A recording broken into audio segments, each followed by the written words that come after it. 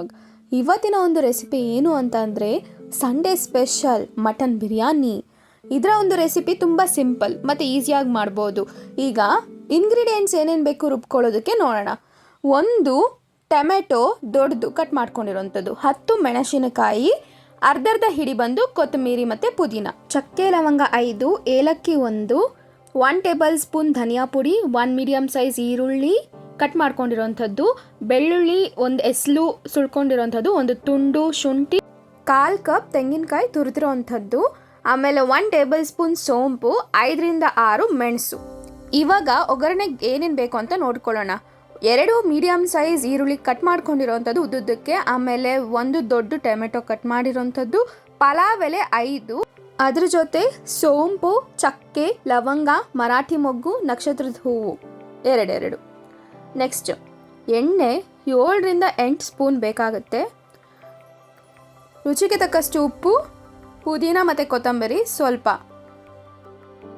Mutton ತೊಳೆದು 3 whistle ಬೇಯಿಸ್ಕೊಂಡಿರೋಂಥದ್ದು ಮತ್ತು ಆ ನೀರನ್ನ ಹಾಗೆ ಇಟ್ಕೊಂಡಿದ್ದೀವಿ ಟೇಸ್ಟಿಗೋಸ್ಕರ. ಇದು ಅರ್ಧ kg ಅಕ್ಕಿ ನೆನೆಸ್ಕೊಂಡಿರೋಂಥದ್ದು ತೊಳೆದು.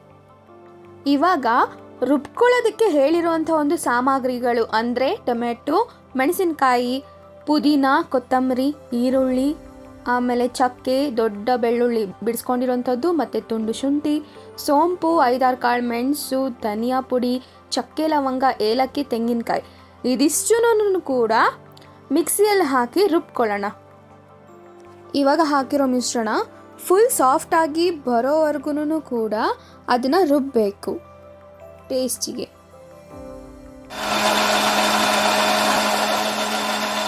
ಇವಾಗ ಕುಕ್ಕರಿಗೆ ಎಣ್ಣೆ ಹಾಕೋತಿದ್ದೀನಿ, 7ರಿಂದ 8 ಟೇಬಲ್ ಸ್ಪೂನ್ ಎಣ್ಣೆ. ಆಮೇಲೆ ಇದು ಕಾದ ನಂತರ ಏನು ಹಾಕೋತಿದ್ದೀನಿ, ಈರುಳ್ಳಿ ಹಾಕೋತಿದ್ದೀನಿ. ಈರುಳ್ಳಿ ಬಂದು 2 ಮೀಡಿಯಮ್ ಸೈಜ್ ಕತ್ತರಿಸ್ಕೊಂಡಿರೋಂಥದ್ದು. ಅದರ ಜೊತೆಗೆ ನಾನು ಪಲಾವ್ ಎಲೆ, ಆಮೇಲೆ ಸೋಂಪು, ಚಕ್ಕೆ, ಲವಂಗ, ಮರಾಠಿ ಮೊಗ್ಗು ಏನೇನು ಬೇಕೋ ಅವೆಲ್ಲನೂ ಕೂಡ ಆ್ಯಡ್ ಮಾಡ್ಕೊಂಡಿದ್ದೀನಿ. ಇದನ್ನು ನಾನು ರೋಸ್ಟ್ ಮಾಡ್ತಿದ್ದೀನಿ.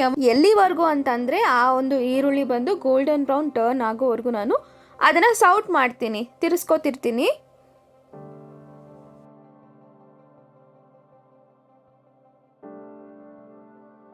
ಇವಾಗ ನಾನು ಕೊತ್ತಂಬರಿ ಮತ್ತು ಪುದೀನ ಹಾಕೋತಿದ್ದೀನಿ. ಇದನ್ನು ಕೂಡ ನಾನು ಚೆನ್ನಾಗಿ ಕಲಿಸ್ಕೊತಿದ್ದೀನಿ.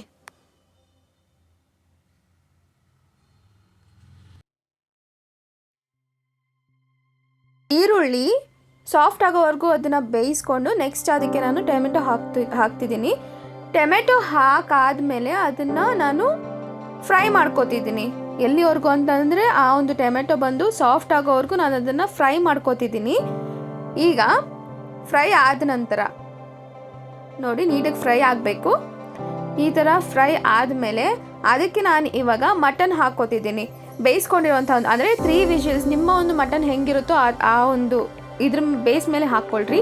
ಯಾಕಂತ ಅಂದರೆ ಒಂದೊಂದು ಮಟನ್ ಅಂದರೆ ತುಂಬ ಹೊತ್ತು ಹಿಡಿಯುತ್ತೆ ಬೇಯೋಕ್ಕೆ, ಒಂದೊಂದು ಮಟನ್ ಬೇಗ ಅಂತಂದರೆ ಎಳೆ ಮಟನ್ ಬಂದು ತುಂಬ ಬೇಗ ಬೆಂದೋಗುತ್ತೆ.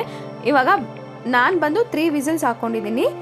ಇದನ್ನು ನಾನು ಚೆನ್ನಾಗಿ ಮಿಕ್ಸ್ ಮಾಡ್ಕೊತಿದ್ದೀನಿ ಬೇಯಿಸ್ಕೊಂಡಾದ್ಮೇಲೆ. ನೆಕ್ಸ್ಟ್ ಇದಕ್ಕೆ ನಾನು ರುಬ್ಕೊಂಡಿರೋವಂಥ ಎಲ್ಲ ಒಂದು ಮಿಶ್ರಣನ ಹಾಕೋತಿದ್ದೀನಿ. ಈ ಒಂದು ಮಿಶ್ರಣ ಮಟನ್ ಬಿರಿಯಾನಿಗೆ ಗ್ರೀನ್ ಹಸಿರು ಬಣ್ಣ ನೀಡುತ್ತೆ. ಆಗ ಈ ಪೇಸ್ಟ್ ಆ್ಯಡ್ ಆದಮೇಲೆ ನಾನು ಇದಕ್ಕೆ ವಾಟರ್ ಆ್ಯಡ್ ಮಾಡ್ಕೋತಿದ್ದೀನಿ. ನೋಡ್ಬೋದು ಎಷ್ಟು ಚಂದವಾಗಿ ಗ್ರೀನ್ ಕಲರ್ ಬರ್ತಿದೆ ಅಂತ. ನಾನು ನೀರು ಆ್ಯಡ್ ಮಾಡಿಕೊಂಡು ಸ್ಟಿರ್ ಮಾಡ್ಕೋತಿದ್ದೀನಿ. ಆಮೇಲೆ ಸ್ಟಿರ್ ಮಾಡಾದ್ಮೇಲೆ ನೀವು ಇನ್ನೊಂದೇನು ಅಂತ ಅಂದರೆ ಬಿಸಿನೀರು ಕೂಡ ಯೂಸ್ ಮಾಡ್ಬೋದು, ಬೇಗ ಆಗುತ್ತೆ. ನಾನು ಇದಕ್ಕೆ ಉಪ್ಪು ಕಲಿಸ್ಕೊತಿದ್ದೀನಿ. ಎಷ್ಟು ಬೇಕೋ ಅಷ್ಟು ಉಪ್ಪು ಹಾಕ್ಕೋತಿದ್ದೀನಿ. ಇವಾಗ ರುಚಿಗೆ ತಕ್ಕಷ್ಟು ಉಪ್ಪು ಹಾಕ್ಕೊಂಡು ಕಲಿಸ್ಕೊತಿದ್ದೀನಿ. ಇವಾಗ ನೀವು 5 ಮಿನಿಟ್ಸ್ ಅಥವಾ 2 ಮಿನಿಟ್ಸ್ ಹಾಗೆ ಬಿಡಿ, ಅದು ಕುದಿ ಬರೋವರೆಗೂ ಬಿಡಬೇಕು. ಯಾಕಂತಂದರೆ ಕುದಿ ಬಂದಾದಮೇಲೆ ನೀವು ಹಾಕಿದಾಗ ಅದು 5 ಮಿನಿಟ್ಸ್ ಅಷ್ಟೇ ತೊಗೊಳ್ಳೋದು, ಬೇಯೋಕ್ಕೆ ಬೇಗ ಆಗುತ್ತೆ.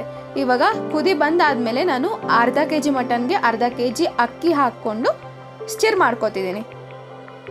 ಅಕ್ಕಿನ ನಾನು ಅರ್ಧ ಅವರ್ ನೆನೆಸಿಟ್ಟಿದ್ದೆ. ಯಾಕಂತ ಅಂದರೆ ಅಕ್ಕಿ ಬೇಗ ಬೇಯುತ್ತೆ, ಅದಕ್ಕಾಗಿ ನಾನು ಅರ್ಧ ಅವರ್ ನೆನೆಸಿಟ್ಟಿದ್ದೆ. ನೀವು ನೆನೆಸಿಡಿ, ಬೇಗ ಆಗುತ್ತೆ. ಇದು ಟಕ್ ಅಂತ 10 ನಿಮಿಷದಲ್ಲಿ ಆಗೋವಂಥ ಒಂದು ಮಟನ್ ಬಿರಿಯಾನಿ. ಓಕೆನಾ?